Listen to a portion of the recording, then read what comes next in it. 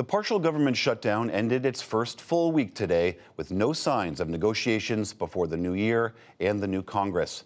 President Trump insisted again today that any spending bill to reopen the government must include billions of dollars in funding for a southern border wall.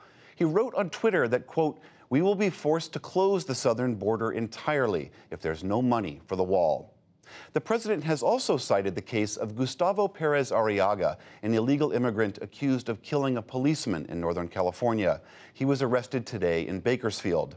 In Modesto, the sheriff of Stanislaus County, where the killing occurred, said California's sanctuary law blocked any prior effort to have the man deported. Based on 2 arrests for DUI and some other active warrants that this criminal has out there, law enforcement would have been prohibited from sharing any information with ICE about this criminal gang member. Ladies and gentlemen, this is not how you protect a community. Investigators say Officer Ronil Singh was shot and killed after he pulled Perez Arriaga over for allegedly drunk driving. New Mexico officials now say a Guatemalan boy had the flu when he died in federal detention on Christmas Eve. 8-year-old Felipe Gomez Alonso was the second child to die this month while in the custody of Border Patrol. He had been held in New Mexico but passed away at a hospital in El Paso, Texas.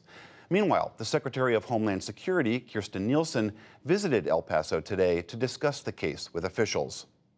In Syria, the danger of new fighting escalated at a key town where U.S. troops have been supporting Kurdish fighters. Syrian forces arrived near Manbij, apparently to aid the Kurds against a possible attack by Turkey. The Turks consider the Kurds terrorists. But a Turkish buildup also continued, and President Recep Tayyip Erdogan brushed aside Syria's move.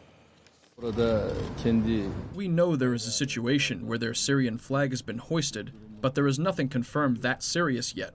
Our entire aim is to make terror organizations leave the area. If terror organizations leave, then there is no work left for us anyway. These Syrian and Turkish military movements have accelerated since President Trump announced last week that U.S. troops will leave Syria. Right now, about 2,200 are deployed there.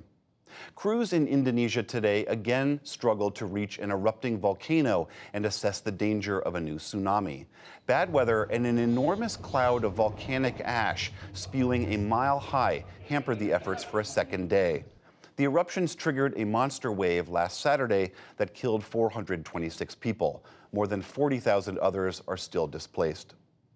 Back in this country, flood warnings were out today from Louisiana to New Jersey as a powerful storm dumped heavy rain.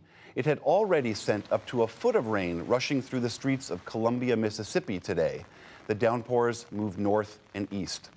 Meanwhile, another storm brought blizzard conditions across the Dakotas and Minnesota. Wells Fargo will pay $575 million in a settlement over the fake accounts the bank opened in customers' names. The agreement made public today includes all 50 U.S. states and the District of Columbia. The company admitted in 2015 that employees opened millions of fake accounts in order to meet sales goals. It has already been ordered to pay more than $1.2 billion in penalties. And Wall Street's rally ended today. The Dow Jones Industrial Average lost 76 points to close at 23,062. The Nasdaq fell 5 points, and the S&P 500 slipped 3. For the week, the Dow and the S&P gained nearly 3%. The Nasdaq gained nearly 4%.